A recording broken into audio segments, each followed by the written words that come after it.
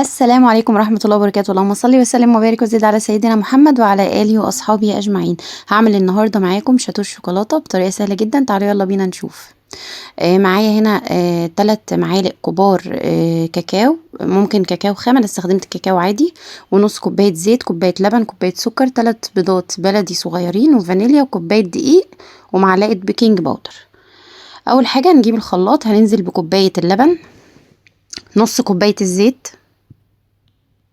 ممكن نزود زيت بعد كده لو حسينا الخليط محتاج، كوباية السكر، و3 معالق كبار من الكاكاو. انا حطيت كاكاو عادي خالص، ما حطيتش كاكاو خام. هنضربهم كويس جدا جدا جدا لحد ما نتأكد ان السكر داب خالص.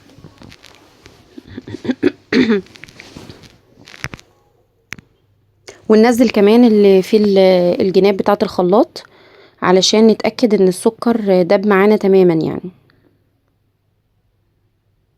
تمام، نضرب تاني. هحط بس شوية زيت صغيرين، ما حطيتش كتير كمان. لو حسيتوا ان الخليط مش بيتقل معاكم، ما تحطوش الزيت مره واحده زي ما انا عملت، حطوه يعني نزلوه كده سرسوب من الخلاط يفضل يعني. تمام، انا كده خلاص الخليط انا ضربته كويس جدا. هشيل منه كوبايه بالكوبايه المعياريه اللي انتوا شايفينها دي، هحطها في التلاجة وهركنها على جنب في التلاجة. تمام،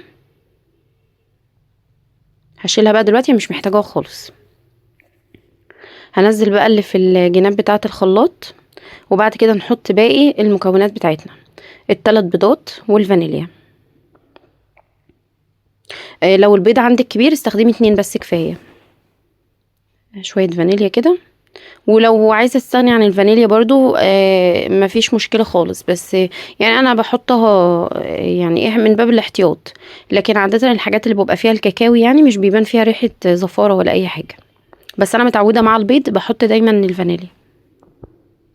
نقلب برضو الخليط كويس جدا ونتأكد برضو ان هو اتضرب كويس كده. خلاص مهمة الخلاط خلصت معانا. هنا بقى هننخل كوباية الدقيق، ده مهم قوي عشان لو في اي حاجة برضو. ساعات بتشتريه اصلا، مش شرط يبوظ عندك انتي، يعني ساعات ممكن تشتريه اصلا كده في حاجة او كده. تمام. وهنحط كمان معلقة البيكنج باودر. على فكرة البيكنج باودر كان فيه حبيبات، ودي بتظهر في الكيكة لو احنا ما نخلناش البيكنج باودر. وحطيت ذرة ملح، وهنقلب كله كويس جدا، وبعد كده ننزل بالخليط بتاعنا. لو وصلتم لحد هنا من الفيديو ياريت تدعموني بلايك وشير وسبسكرايب، وتقولوا لي بتتابعوني منين. هنقلبهم كويس جدا جدا جدا في اتجاه واحد علشان يعملوا اللي هو الفقاقيع علشان تقب معاكي. اي كيكة تضربيها في اتجاه واحد. وفي الوقت ده انا بسخن الفرن على درجة حرارة 180، يعني قبلها كده ب10 دقايق تشغلي الفرن بتاعك على درجة حرارة 180. لازم الكيك او اي نوع كيك يدخل الفرن، يدخل على فرن سخن. تمام، هنحط نقطة زيت بس هنا في الصينية بتاعتي، وهدهنها كويس جدا علشان الخليط بتاعي ما يلزقش. وبعد كده ننزل بالخليط بتاعي في الصينية. لو وصلتم لحد هنا من الفيديو ياريت تدعموني بلايك وشير وسبسكرايب، وتقولوا لي بتتابعوني منين. اكتبوا لي تعليق حلو زيكم، وجربوا الوصفة تعجبكم جدا. وطريقتها سهلة جدا جدا جدا، لو انتي بنوتة هتعمليها بسهولة، مش يعني مش هتقف قدامك حاجة يعني ان شاء الله. بس نخبط بقى الصينيه بتاعتنا كده كويس عشان لو فيها الفقاقيع دي. بوريكم انا قبل ما اطلعها من الفرن، انا برضو شفتها كده لقيتها خلاص تمام استوت، طلعتها. واهم حاجه ما تفتحيش على اي كيك قبل ما يعدي عليه تلت ساعة. لازم اي كيكة بتسويها في الفرن يكون عدى عليها تلت ساعة، 20 دقيقة. وانا كمان بفتح بعد ما يعدي نص ساعة. تمام.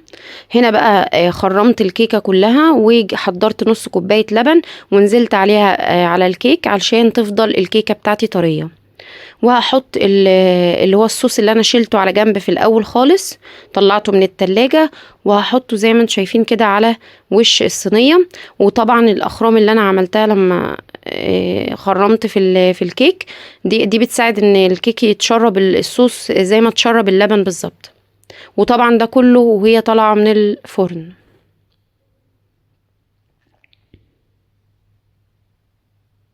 لو جربتوها وعجبتكم اكتبوا لي في التعليقات.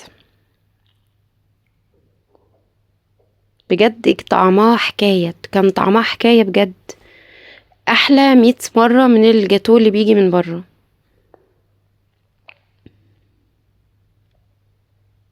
وسهله جدا جدا جدا. تعالوا يلا بينا نقطعها مع بعض ونشوف الجمال ده. بجد تحفه تحفه تحفه، جميله جدا جدا يعني، وسهله جدا، ما بتاخدش وقت خالص. يعني اول ما بتطلع كده في دماغك هتقومي تعمليها في الخلاط، ما بتاخدش اي وقت منك خالص. شايفين؟ طلع بقى الحته كده في الطبق، وهوريكم كمان الصينيه بتاعتي ما لزقتش خالص. شايفين؟ اللهم بارك. بوريكم اهو الصينيه، شايفين؟ ما شاء الله، كان طعمها حكايه حكايه. اتمنى ان انتوا تجربوها بجد، هتعجبكم. واشوفكم في فيديو جديد، ويلا مع السلامه.